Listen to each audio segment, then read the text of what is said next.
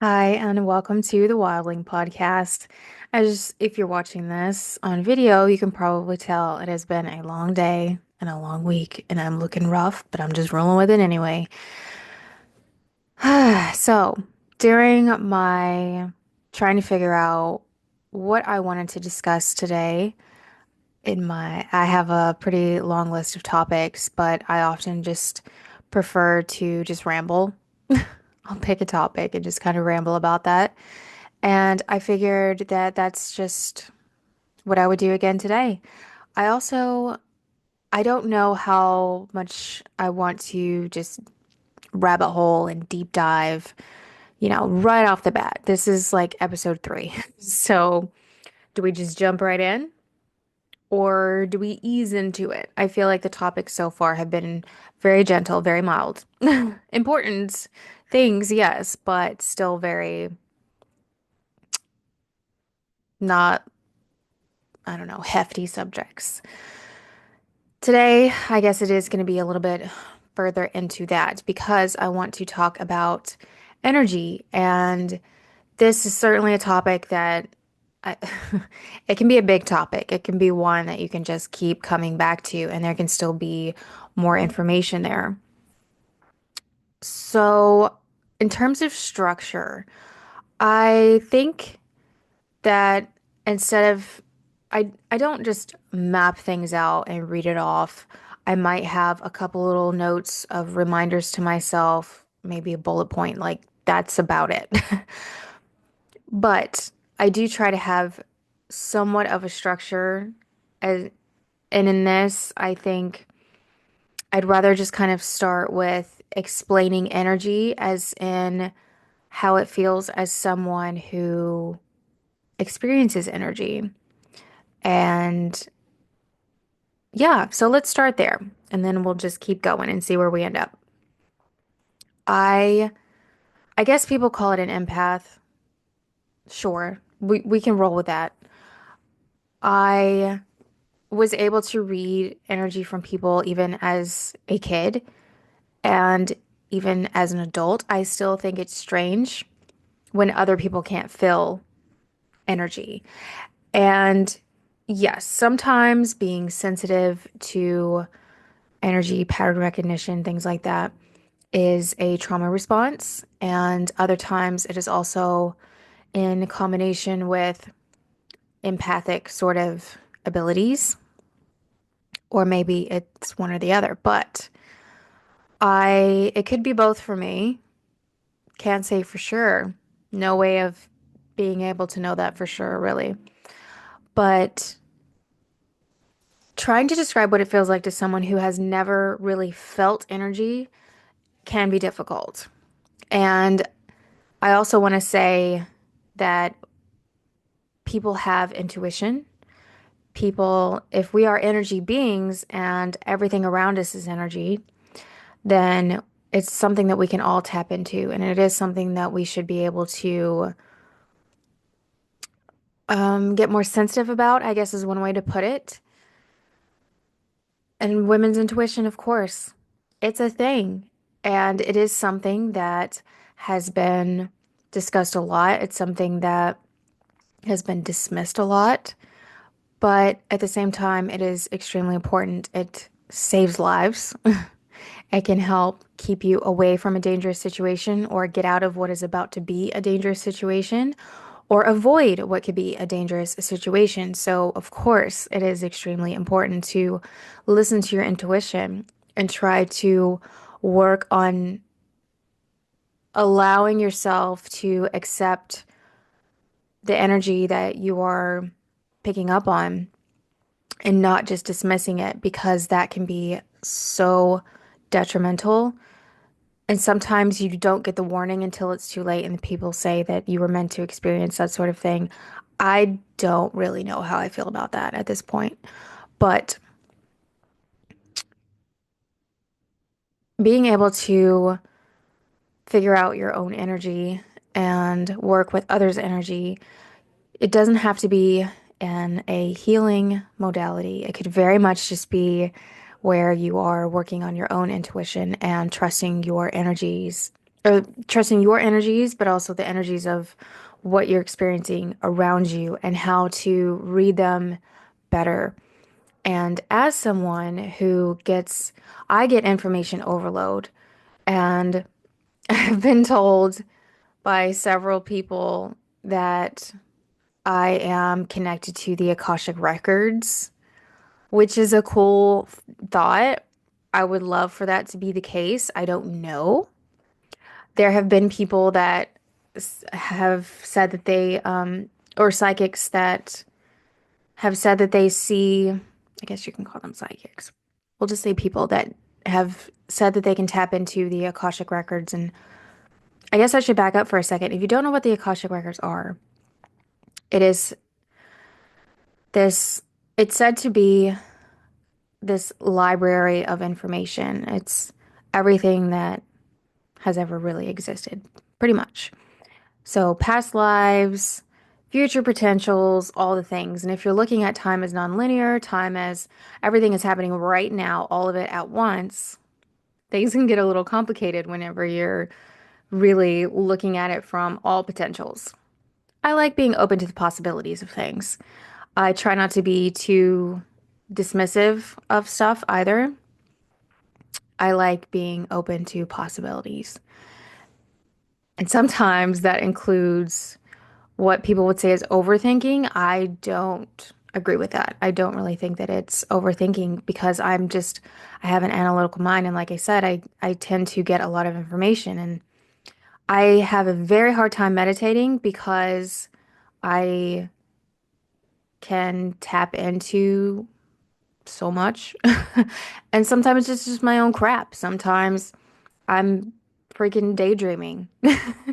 And I don't know which one it's going to be, but it does make it really hard I to just clear my head. And I don't even know if I'm a person that is meant to be able to do that. Maybe not everyone is meant to be able to just sit in total silence and let their mind be silent and that be it for however long. It's not a bad thing to practice it. It's not a bad thing to try for it. It's not a bad thing to see if that works well for you. And if it does, to keep doing it. It's definitely not a bad thing. If you are interested in doing meditative practices, you can start small and build your way up. And that's a good thing. I have just always struggled with it. And like I said, information overload. And I can do more of a trance thing, I guess. But as far as the Akashic Records potential goes, and the ones that have said that they have gone there, it looks like a library, and they choose a book and take the book out that they're looking for, and that's where their answer lies. It doesn't work that way for me when I am gathering information, I guess you could say. It's all very situational for me. And because I can experience so much information overload and energy sensitivities, it is very, very, very difficult for me to be in crowds. And sometimes it can be really hard to tell. Being energy sensitive is like, is that my energy or is that their energy? And that is something that can be difficult to understand and learn how to try to tune things out, which can be a double-edged sword because if you are trying to block out all of this stuff that you're receiving, then that may not necessarily be the safest thing. But that's just how it goes for me. I don't know. But regardless, regardless, I don't even know that the Akasha Records thing and getting information and psychic stuff, mediumship stuff, it kind of does seem to really correlate with energy. I don't think it's disconnected, that's for sure. So it is worth mentioning, but I don't want to go too far into those subjects right now. I would rather do something more specific on that and keep this more with energy work. So I'm going to kind of skip over that, but that is something that I have been able to do. I have, I'm like a little Cirrus over here. And that doesn't mean that it's perfect all the time. And it doesn't mean that there isn't potential for things to change, which can make it very easy for someone to say that they're predicting something, whether they use a medium for that. So they use tarot, they use oracle cards, they use runes, they use their own abilities and nothing beyond that, or however they're getting their information. If it is someone that says that they are the only one that can do it and they are never wrong, watch out, be careful, because there's always potential for things to change. And sometimes a person will get a bit of information because that's what they need to hear at the time, because it's healing, and it could even be a warning, and then that helps change the outcome. There are so many reasons for it and so many different variables, which is why that just needs to be its own episode. So, back to energy. I want to try to explain, however I can, what it kind of can feel like. And when I noticed that other people can't do it like I can do it as a kid, it was so weird because I I had a cat in my lap, and this still happens. This still happens. My cat that I have now, he's a little scaredy cat. I absolutely love him. He has the best personality. He's so amazing. He gets scared easily. If he is if in my lap or I'm holding him and he gets startled, I can feel how much he gets scared. Fear is very palpable. That energy is very distinct, and it is the more fear that being feels, the more intense that energy is. There could be rabbit holes in that, like the theory of energy harvesting and fear being one of the ones that they go for, and why they want everybody in a fear state because it helps control them and because it's such a palpable energy and all the things. I love conspiracy theories. I love rabbit holes. I love theories. Like, tell me all the things. I want to know. And so I think that's why I like to hear all the things, because I'm so used to just having this analytical mind and wanting all the information, and getting information from all these different avenues is just what comes natural to me. So don't try to tell me it's just one thing and that's that.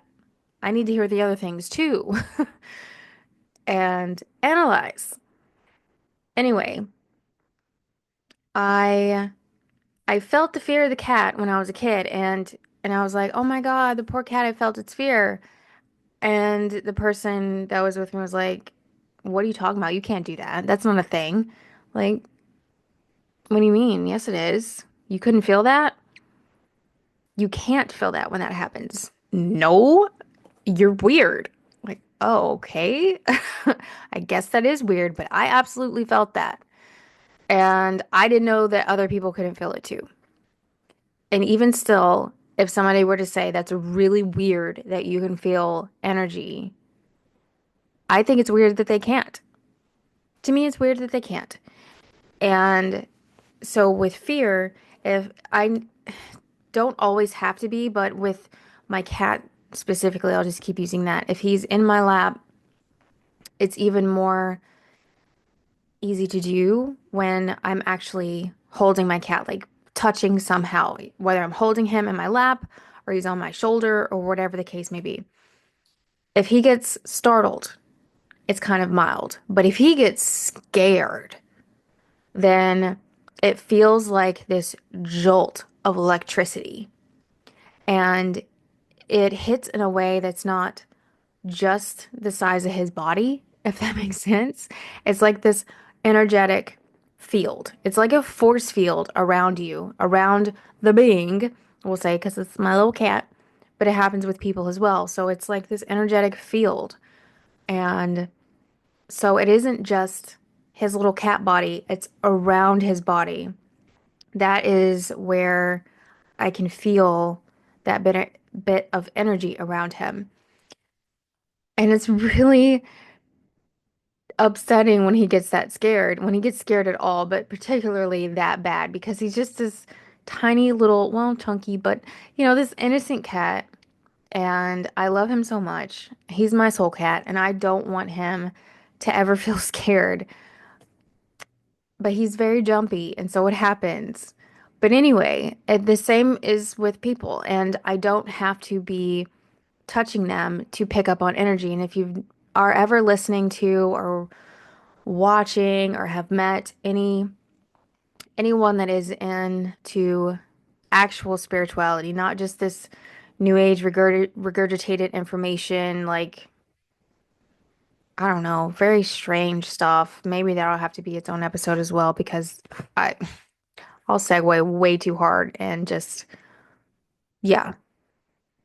If it's legitimate ones, then if they're able to tap into energy, they can describe very similar things about how a reader, for example, someone who's doing a reading on someone and they're tapping into their energy and they can tell you what it feels like to be that person. That I love to hear about that. I think it's very fascinating, and I know some people are gonna just be totally and completely skeptical of that. But if we're all energy, if we all have energy, then it just makes more sense than to say that that absolutely can never be a thing, no matter what. It's like confirmation bias. It's not even possible. It's pseudoscience. It's blah, blah, blah, blah, blah. No, well, first of all, that's boring. Second of all, just because you don't experience it doesn't mean it's not true. And just because there isn't this fantastic scientific way of explaining everything spiritual doesn't mean that it doesn't exist. Just because science haven't hasn't proven it yet. And science has been wrong. Science changed. There's a lot to both sides of things. So let's not even bother with that. If you are going into a store and somebody's giving you a really bad vibe, you're picking up on the energy. And your intuition might be telling you, leave. You know what you should do? Leave. Leave. Because maybe you're sticking around because you're thinking, I don't know why I'm thinking that. I have no reason to think that. Like, they seem fine. Or, they don't really seem threatening. I'll just kind of stick around. Why are you waiting to see if something's going to happen? And even if nothing does happen, you're still picking up on the fact that something could happen, that they are not a good person, or at the very least, they're having such a bad day that you are picking up on their fuck ass energy. And why do you want to have to pick up on that anyway? So maybe just leave. Maybe listen to what you're picking up on and get out of there. And the same can be said for good energy. It's not all the bad stuff, it's not all fear-based. There's definitely a big difference in positive energy. And I think everybody has probably experienced at some point being around or experiencing good vibes. You just feel better being around that. It absolutely feels better being around high vibrational people and events and music and things like that. It really does make a huge difference. Obviously, it is better to be around that high vibrational energy and to try to, it helps raise our own energy as well. If we're around people that have low energy, they're grumpy, they're in a bad mood, they're mean, they're just, they just suck to be around. And maybe it's just because they're having a bad day, or maybe that's just how they are, and it's pretty much like that all the time. It's very draining and it's not fun, and it doesn't make you want to be around them. It makes you want to avoid them. And if you have to be around them, then it's very draining for you. And that's not good. Everybody can have their bad days. Of course, that's going to happen. Everybody has bad days. Everybody has bad moments and bad moods. And that's not saying that that's wrong, but if you are in that moment, try to kind of stop and assess, why am I in such a bad mood right now? And maybe there is an explanation for it, or maybe it's hormonal and you're in your luteal phase if you're a girly and you're like, you know what? Now it makes sense. There could be actual other reasons for it, but it's still being in a bad vibe. That's it is what it is, okay? So if you can do things to raise it, to make it better, obviously that is ideal.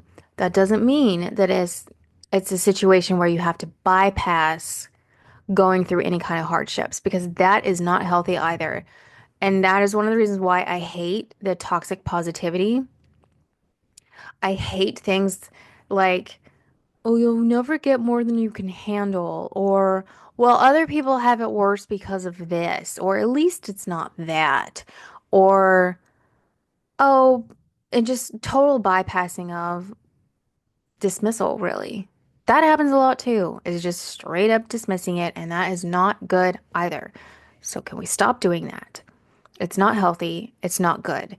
And there is a difference in trying to be positive, but that doing it that way doesn't work for that many people. If they are just constantly bypassing everything, there isn't really healing in that. There isn't really growth in that. They're gaslighting themselves. And it isn't in that way of, well, I'm just trying to, get in a better headspace and manifest my dream life and that. The Dululu is the Solulu kind of thing. I don't know why I like that quote. I do. Leave me alone.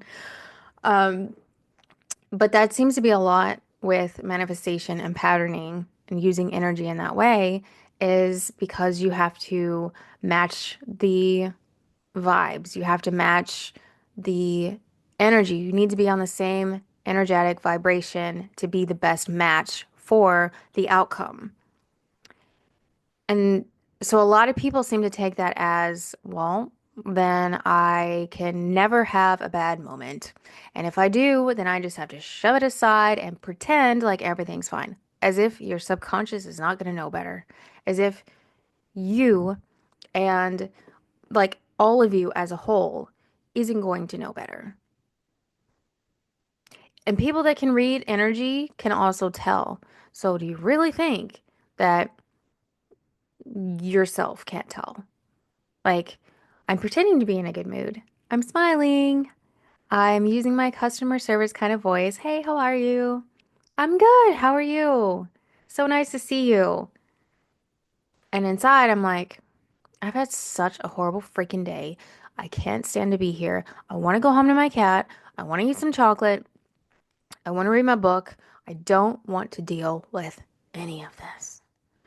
And your underlying true energy is crap because it's just crap. You're grumpy, and that's okay. And we do have to put on our customer service voice sometimes, but the energy is still there. The energy of I'm just in a funk right now is still there. You cannot fake that. So that toxic positivity doesn't actually really work.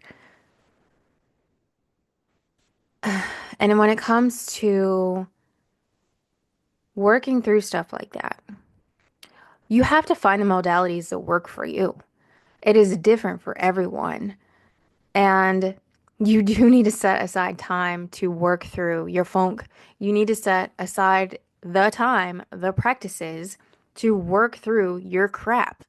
Everybody has stuff to heal from. Everybody has stuff to work on and do better. And yeah, some people have had it a lot easier than in life than others, and that will take more work for those of us who have gone through the ringer. But if you're just ignoring things, that's not good. So set aside the time to go through healing, and this can be very helpful to find someone to do this with, to help you as a guide, I guess you could say.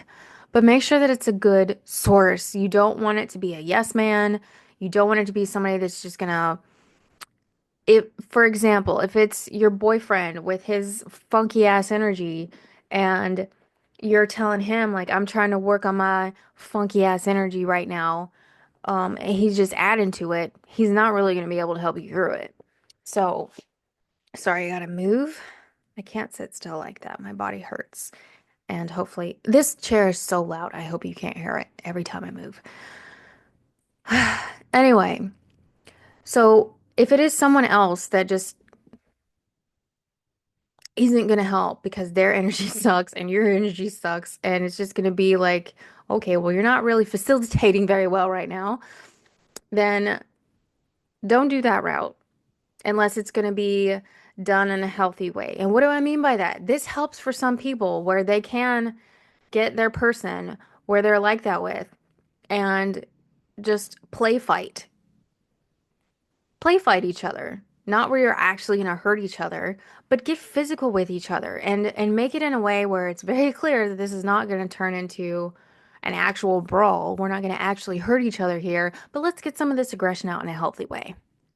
Let's get some of this bad energy out in that kind of way. A lot of people use BDSM as well. Also healthy as long as it's done in a good way, safe, sane, and consensual. That's how you do it. And for a lot of people, that is what helps. They have to get that aggression out physically.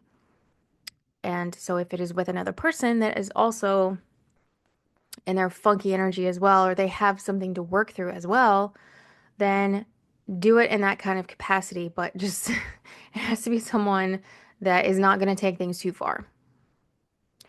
If you are one of those people that really likes getting aggression out and bad energy in a very physical manner, sometimes the gym is not helpful because you just end up around so many other people's varying energies, or you have to wait on the stuff that you want, and it could just turn into its own problem instead of any part of the solution. And that is not a healing. Going to the gym is great for your body. It's great in a lot of ways. I'm an advocate for that. So don't try to take this the wrong way. That if you are trying to work through any sort of trauma, that's not what that's for. But if you have a facilitator, therapist, coach, whatever, and they take you through a somatic style practice or a different kind of energy healing to help bring that out and work through it and purge it properly, then that is not going to be the same effect as going to the gym. Sorry. But that is good for having a bad mood, trying to work through it and moving your body. And it's very healthy as long as you have good form and you're doing it the right way. But, and that's another reason why rage rooms are awesome. I want to go to one. As a matter of fact, I want to have one because it can be really beneficial to just break shit sometimes. And you don't want to do it in a way that's toxic. Because if you're breaking stuff around your house, that's not good. That's not a good way to do it. If you are throwing things at somebody, that's not, that's abusive. Don't do that. That's not good. It has to be done in a healthy way. So if you want to throw things, break things, that's your go-to. That helps you work out that aggression and crap. Then it needs to be rage room style. Okay? And also look into BDSM and play fighting and things like that because, yeah, that can be very, very beneficial. Another way that you can do it is to hit pillows, take pillows and just beat the crap out of them. Crap. Why did I say it like that? That was an accent from somewhere. Just beat the hell out of a pillow, your mattress. Something where it's not actually going to be where you can get hurt or someone else can get hurt, because that would be counterintuitive. So don't do that. And so, oh, yelling. Yelling can be so therapeutic, but again, it needs to be done in the right way. If you are yelling at somebody, You've lost control of the situation. You've lost control of your emotions, and it's harmful to them. So you don't want to do that unless that is your facilitator and it's an agreed thing. Like, I know what you're going through right now, and I want you to yell at me about it. And it's not even necessarily like at me, but yell, and I'm here for you while you're doing that. And that can be great. Sometimes yelling together. I did a practice, and it was very much a what do you need in this moment? And for me, I just really felt like I need to yell. I feel like that would be so amazing. I never do that, but I would really love it. And so I asked, but I don't know, I had so much resistance to it because I've been yelled at in such toxic ways that it made me feel like, well, if I yell, then I'm going to be really toxic. And that was something that can be hard to figure out is when you're young, I would raise my voice, I would yell because I didn't feel heard. And I was getting yelled at. So it was also kind of normal. And then I obvious I reached that point where I was like, well, I don't want to do that. That's not good. That's not for me. So I stopped. And I went in the opposite direction where I kind of lost my voice. And that's not good either. So trying to find that balance can be really hard. Don't think that this healing process is a quick thing because it's not. So if you're trying to get into energy healing and healing things for yourself, or just maybe you're in a great place and you've done a lot of healing and you just want to do some more energy work, that's good too. It's never bad to work on yourself, no matter how far you've come, because it's life. So anyway, anyway, I I wanted to yell. And so I asked them if they would yell with me. And they did. And we did it. And it felt amazing. And one of the girls asked me if I wanted to do it again. And I was like, hell yeah, I do. So we did it again. We did it like 3 times and it was amazing. It felt like such a massive release of just so much that I had held on to. And that can happen with going through any type of healing work is things will come up that you may not even have realized that you needed. And having someone that can just, I know this is probably overused a lot in with spiritual communities now, but to hold space for you, to facilitate. Having someone, even if it's a back and forth thing, if you pick a friend and you all want to do this together, then that can be amazing. And you can just, you need to be able to tune into your body. Like, what do I need right now?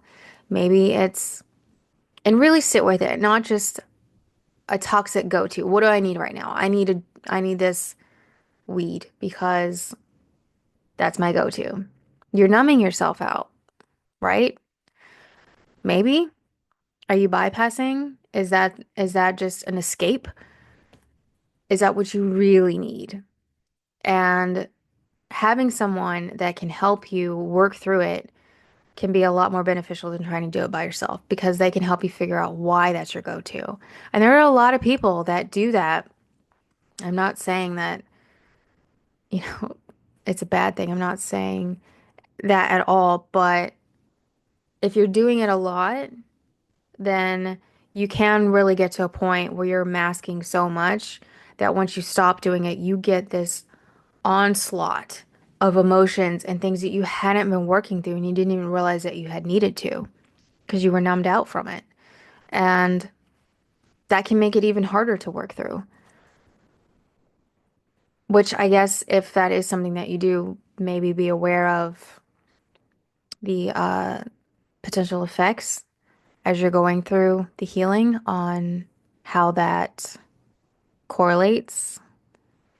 And so I would highly recommend that if you smoke a lot, to work with someone that understands that and how to navigate and maybe even utilize it in a way that isn't going to be shocking to your body, you know?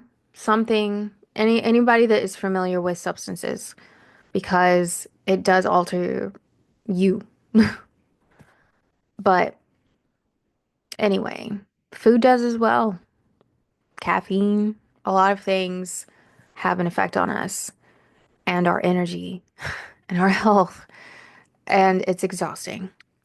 So, anyway, figure out what feels really good for you, and the best way to do that is to try different healing modalities and being open to changing it as you need it. Maybe you set something up with someone and you thought that that was going to be a good rage day, but then the day comes and you realize, I actually don't want that today. I feel really chill and like I just need gentle support. I want to do a somatic experience where I'm just sitting with my body and finding something that needs love right now. And so you do that work instead. It really, really helps to be able to connect with your body. And if you can't do that, it is something that can be worked on. And you're also going to have to find things that really connect. Like I said, this can be a process where you figure out what you really like. Maybe you absolutely love Reiki. Maybe you love going through chakra healing. Maybe it's a energy work that doesn't really have a name to it, but it's working with your energy. Maybe it's yoga or tai chi, acupuncture. There are so many different things that is used with healing energy. And actually, something that I'm really interested in trying is the Reiki healing with massage therapy. It's a combination of the two. I really want to try that. I want to see how it feels. I'll have to report back after I do it because I love massages. I need to get better about self-care. I've been so bad about self-care, and I have a lot of chronic medical problems. So that kind of makes it even worse that I've gotten so bad about self-care. If I could, and I'm also trying to reframe it. So when it comes to self-care, it's not only showing yourself love and support, but it is also in a way that is healing or preventative. Because for me, getting massages is it helps with the pain and so many things when it comes to being in so much physical pain and getting so much inflammation all the time. And it helps in a way that I can't do that by myself. I can't do, grab a foam roller, a massage gun, and try to, get my back to just release this extra bit of pain and tension that I have there. It is not the same as going to a massage therapist. I went recently for the first time in a couple of years, and that really solidified that I need to do this more often because I was in so much extra pain, and that may have even been contributing to headaches, although stress was a huge factor. That may have been the number one factor. And the chemicals that I was around, cleaning chemicals that I was around, definitely triggered migraines. But she hit a point on my trap, oh my God, in my shoulder that was just extremely painful, but also good at the same time because I could just tell like she was really working through this horrible, I don't know, knot, whatever it's called, this just horrible tension. And it took time, but then once the muscles just finally released, it felt so much better. And it still feels so much better.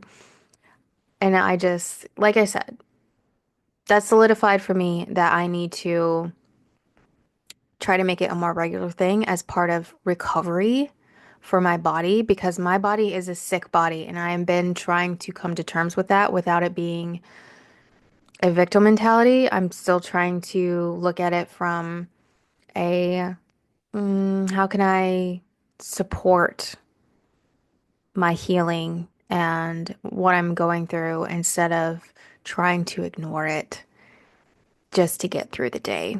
Because that's what I was doing. I was just trying to push through and ignore how horrible I was feeling and everything my body was going through because I had to get through the day. I had to still go to work. I had to still get through work. I had to have all these adult responsibilities and it's a lot. So, yeah, I was kind of ignoring my own needs, but I still have to get through the day. I still have to go to work. I still have to do all these things. So, actually, I was talking to my therapist about this months ago that everything feels like a chore when, especially at that time, I was working such long hours at this place. It was just toxic, really. And it was making me worse. And the stress was, that always makes things worse. And sometimes there's not really much we can do about it. So I want to speak on that. Sometimes it feels like we're kind of backed into a corner. So don't let people try to tell you, like, no matter your situation, you can make something good out of it. Like, sometimes you're just in a shitty spot and you can't pretend like it's okay. And things are getting worse. And you do feel worse. And you are stressed out and you're tired and miserable. Why is it that we're expected to not be able to just say that and to try to deal with that? And like I was telling my therapist at the time when she said, "How's your self-care been?" And I said, "Oh, what self-care? What self-care? I've done none of it. None of it." And it was because I had so much on my plate. Even on my days off, I was so drained and worn out and stressed out. I had nothing to give. Everything felt like a chore. Everything felt like a chore. So even if I tried to do a little bit of self-care, it just felt like a chore. If I tried to even just, with the everything shower, y'all know the girlies that do the everything showers, y'all know it takes energy, it takes work. And I have long hair, so I don't know. I guess that makes it a little bit longer to do the everything shower, but yeah, once you exfoliate, you shampoo twice and you condition and you shave everything and you scrub your body and all the things. It takes what, like 20 to 30 minutes of work. There's nothing relaxing about it. It's a chore. And that was the only thing that I was still doing for myself. And well, I didn't exfoliate every time. And I didn't leave the conditioner in because I just needed to get it done. So yeah, even though that's self-care and hygiene practices, I still minimized it. Like I'm gonna do a quick shave, I'm gonna do a quick shampoo and conditioner, and I'm gonna do a good scrub, but I'm not gonna exfoliate today. Like a half-ass everything shower, basically. And I told her I really want to get into dance again, and I signed up for a ballet class and had to cancel it because when the day came to do it, and that's the other problem is the day ofs. What is your energy the day of? What are you feeling the day of? And is it something that you're going to feel really great after and be so happy that you did it? Or is it going to be worse for you? And for me, on that day, I felt so horrible. I was like just in so much pain and so exhausted. I said, this isn't going to be a good for me. kind of thing. As much as I want to do this ballet class, I need to take a nap. So I did, and I'm glad that I did. But that's when you have to really kind of assess, do I want to take this walk because I'm tired? I don't actually feel like doing it, but I will feel good. And I do like walks, and I think I will feel better after. And I can kind of just turn around if I start feeling a little worse. You have to be able to do that as well, to assess as things go and change it up if you need to. Don't put too much pressure on yourself with any kind of healing or anything really, but especially when it comes to healing and energy work. And things like this is a part of energy work because it does alter your energy. It does change the energy that you're working with. It changes your energy body, right? So try to be mindful of that as you're doing these things. And it's the same like the last episode when I was talking about spring cleaning and organizing and decluttering and just going through your stuff. That is an energy reset when it's done.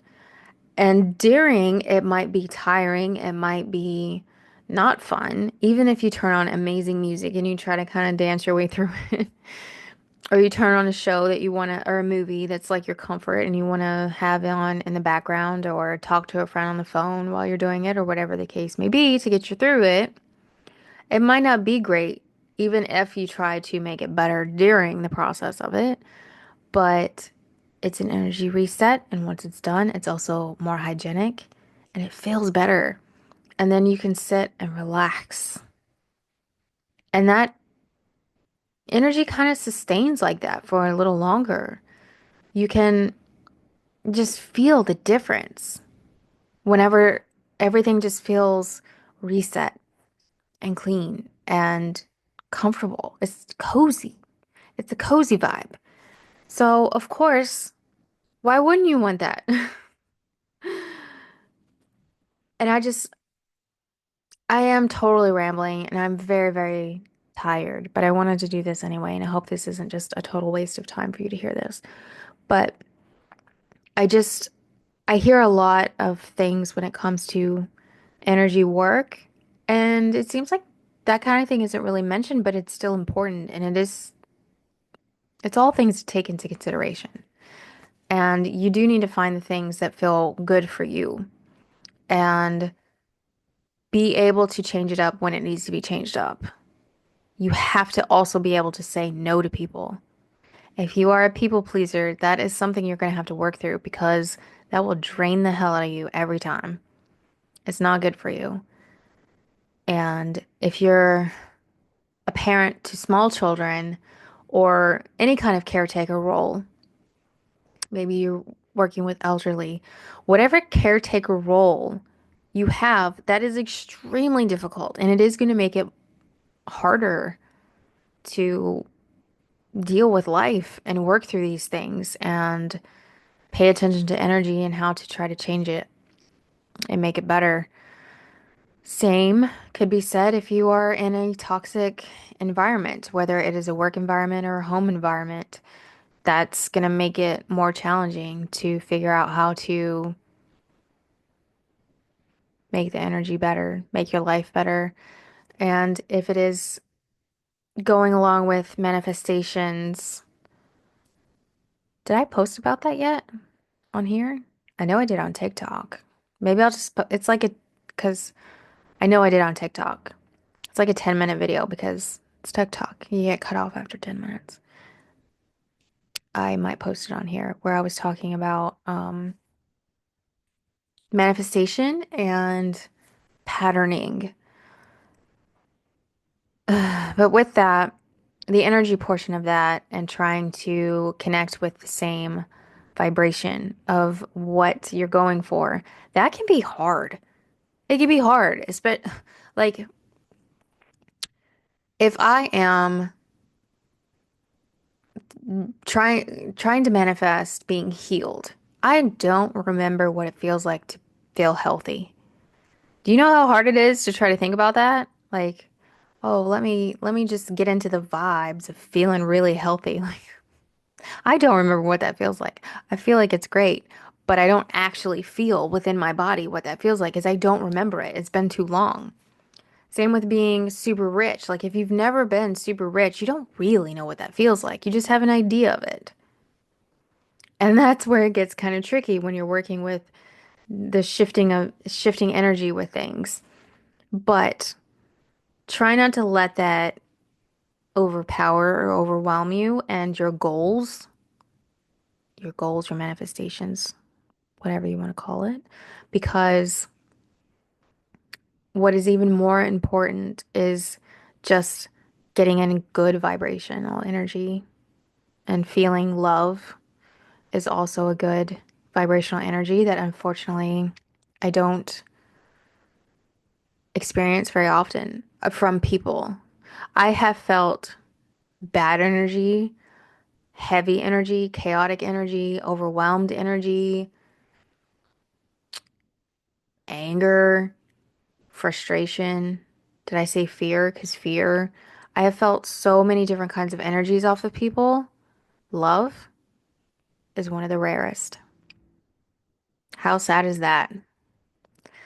And even if it's good energies, happy people, or you're just, having a good time, that's love that energy. And that would put you in a better place than just kind of getting stuck on that. Well, I don't know what it feels like to feel healthy. I don't know what it feels like to feel super rich. Then just try to feel a good energy. Try to feel that love energy. Try to feel that happy energy. And that's still going to help get you there. Because if you're healthy, it's going to feel happy. If you are not having to worry about money anymore, that's going to make you feel happy.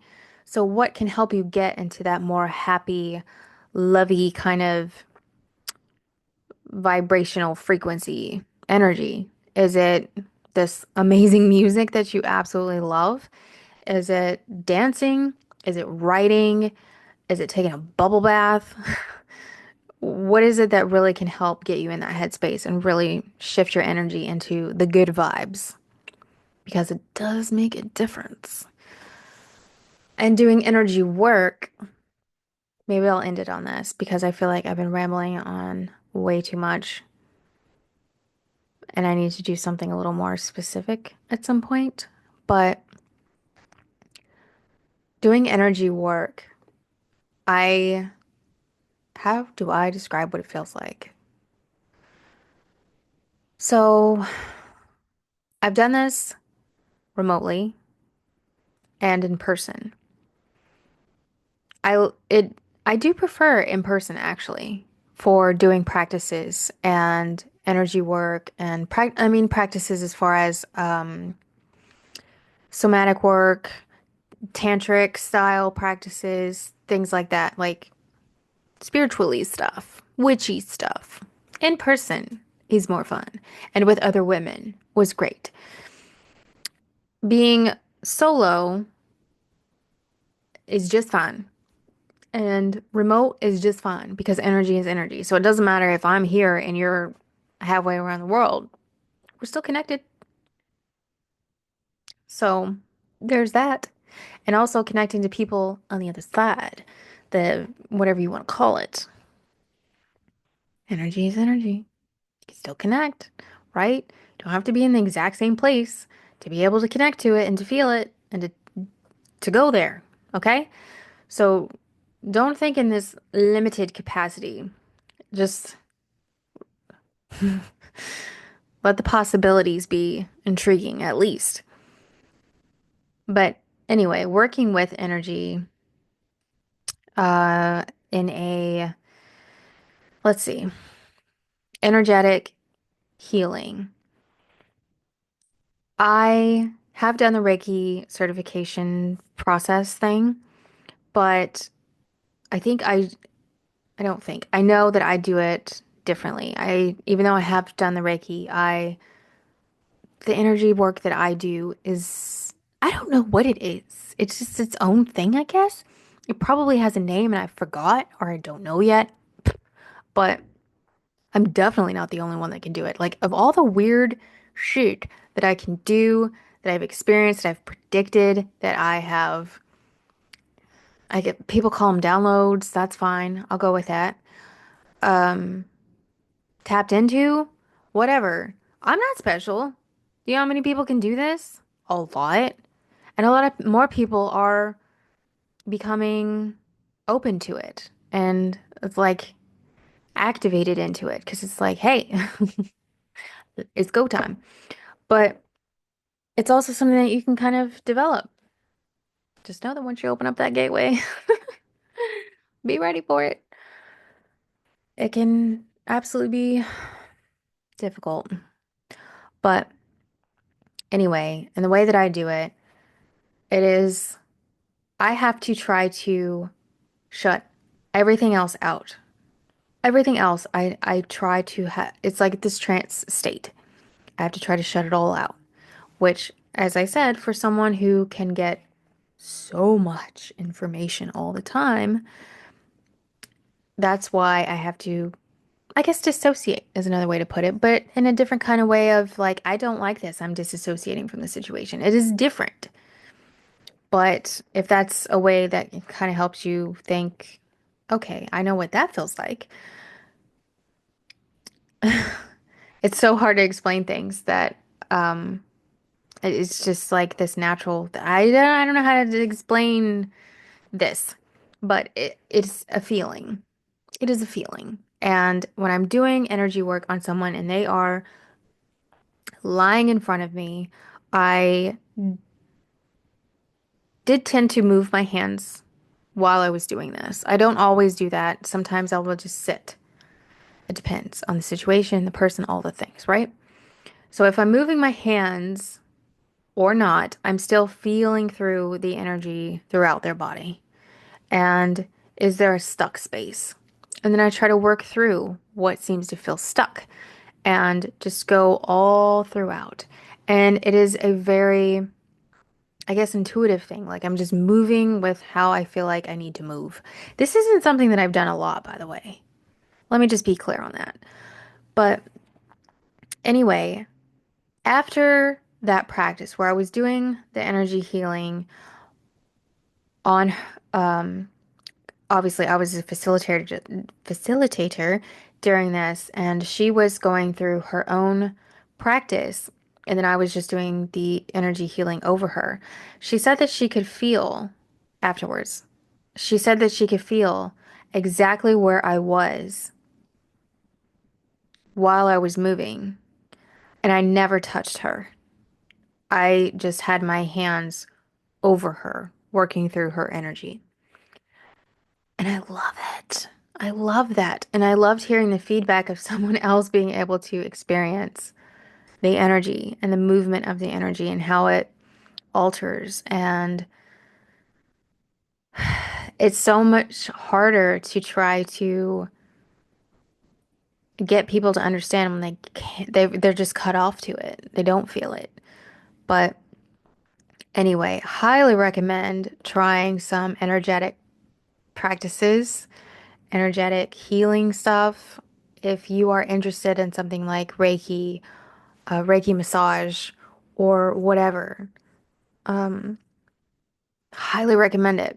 At least give it a try. Be open-minded about it. But go to someone that seems like they would be good because there's a lot of people out there that are bullshitters right now.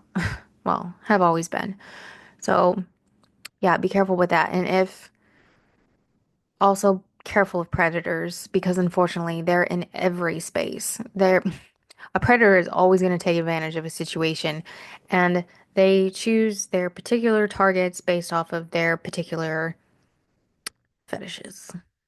So be mindful of that. And I guess since I'm bringing it up, if you're, let's say a woman in particular, because I'm a woman, that I would never just go to some random man and do any kind of work that could put me at risk. So I'm not gonna just go to some random guy and him be this plant medicine facilitator and then me get harmed because I'm in this altered state. But he was supposed to be a healer. He was supposed to be this great facilitator. He was supposed to be a lot of things, but he was really just a predator. That unfortunately happens a lot. So you have to be careful with the predators that are out there. And if you are going to do a plant medicine journey, because yes, it is a very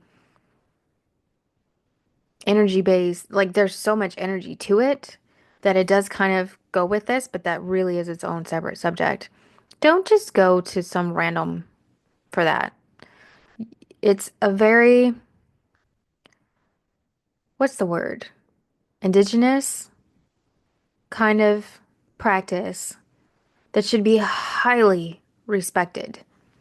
And if you're just someone that is trying to get on this new age bandwagon, and so you open up your own little place and just want to call yourself like, I got mushrooms from someone down the street, come do a shroom thing with me. Like, that's not it. Or ayahuasca from my neighbor. What do you mean? That's not how that's supposed to go either. What do you mean? You need to respect these medicines. If they're plant medicines and you're seeking them for healing, then it's not a party drug. So stop treating it that way. Imagine if there's spirits around that, how much you'd piss them off and insult them by doing that. Don't do that. Okay? Anyway, so when you're doing energy work, highly recommend it. Do what feels right for you, and I can do a better episode on it. But yeah, I and if you can also feel energy like I can, I'm sorry. It sucks because like I said, navigating in this world, even just as an introvert in an extroverted world, is very difficult. And then you add on all the other weirdness on top of it. Because I am very strange and I'm fine with that. I'm weird, I think, because I have so many, you know, quirky, neurodivergent, which makes me different, and all this spiritual stuff that makes me different, and a lot of other things too. Doesn't make me special, just harder to relate to, probably. But work working around people, difficult. Living in an apartment or a neighborhood, difficult. Definitely apartments because that's a lot more energy and they're closer. Being in a city, very difficult. Going to stores, difficult. Going to the gym, difficult. It's all difficult because it's experiencing so much at once, and it is information overload. And trying to block that out becomes a normal thing, but that doesn't feel right either. So it's a hard place to be in. And if you have experienced the same thing, I feel for you. But yeah, I don't know if I want to post this. I feel like it was way too all over the place. And I don't know that this was helpful at all. I've just had a really long day and a long week, and I'm very tired. Um, and I need an energy reset myself. I absolutely do. I need to go out into nature. This is how I'm craving an energy reset. I want to get away from people and go into nature and just have the calmness and peacefulness of nature and the trees. And I want to hear the birds. I would love for there to be wild water, especially like flowing wild water. And even though I'm a creature of the night, I would like to feel the sun on my skin. And I need it to be a comfortable temperature so I'm not suffocating in 5 million layers and still cold. And I can't be hot because I don't do the heat. So I need to be comfortable. It's kind of a lot to ask. But that's what I want. So anyway, we are getting into springtime. It's about time to come out of hibernation, even if we were stuck on our same kind of routines of trying to adult in this crazy society. Now is the time where you are really coming back online, coming back alive, and it's time to really put in the work and have fun. That is going to help your energy so much, is just trying to have fun however you can, whenever you can, as appropriate, and focusing more on that. Playful energy. Bring in playful energy as much as you can. Get that childlike spirit back. And for me, I didn't really have a lot of that. So that was something else to figure out too, but it's just what makes you feel happy and playful. Do more of that. We have way too many obligations as it is. We have way too many things that just suck. So, and have orgasms as much as you can. Consensually, of course, and as appropriate. But I'm just saying that helps with your energy too, and we'll do more episodes on that. But getting into springtime, let's go. It's time to it's time to do an energy reset. It's time to bloom like the flowers, okay? And I was gonna say something else, but the thought lost me. I gotta go. This is too much. Okay. Thanks for being here. Sorry, this was not good, but I do hope to see you next time. If you would like, the links are in the show notes.